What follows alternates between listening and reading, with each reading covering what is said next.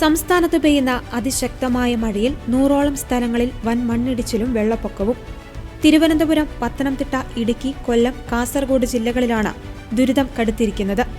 മലയോര മേഖലയിലുണ്ടായ അതിശക്തമായ മഴയെ തുടർന്ന് ഇടുക്കിയിലും കോട്ടയത്തും പത്തനംതിട്ടയിലും ഉരുൾപൊട്ടലുണ്ടായി. 3 പേർ മരിക്കുകയും 2 പേരെ കാണാതാവുകയും ചെയ്തു.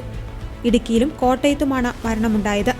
പൊന്മുടി, ആലുവ, മൂന്നാർ, കൊട്ടാരക്കര, ദിണ്ടിഗൽ ദേശീയപാത, കുട്ടിക്കാനം, മുണ്ടക്കയം, തിരുവനന്തപുരം, ചെങ്കോട്ട തുടങ്ങിയ പ്രധാന പാതകളിലെല്ലാം മണ്ണിടിച്ചിലും വെള്ളക്കെട്ടും കാരണം ഗതാഗതം സ്തംഭിച്ചു.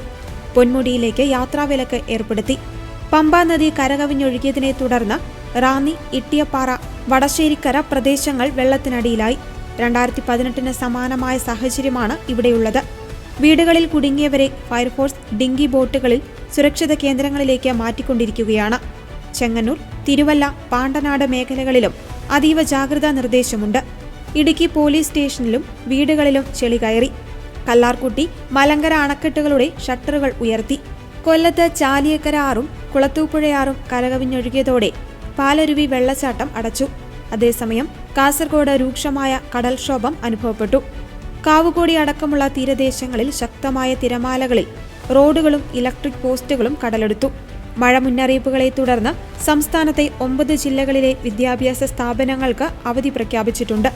ഇടുക്കി, കോട്ടയം, പത്തനംതിട്ട, ആലപ്പുഴ, വയനാട്, മലപ്പുറം, പാലക്കാട്, കോഴിക്കോട്, കണ്ണൂർ ജില്ലകളിലാണ് അവധി പ്രഖ്യാപിച്ചിട്ടുള്ളത്.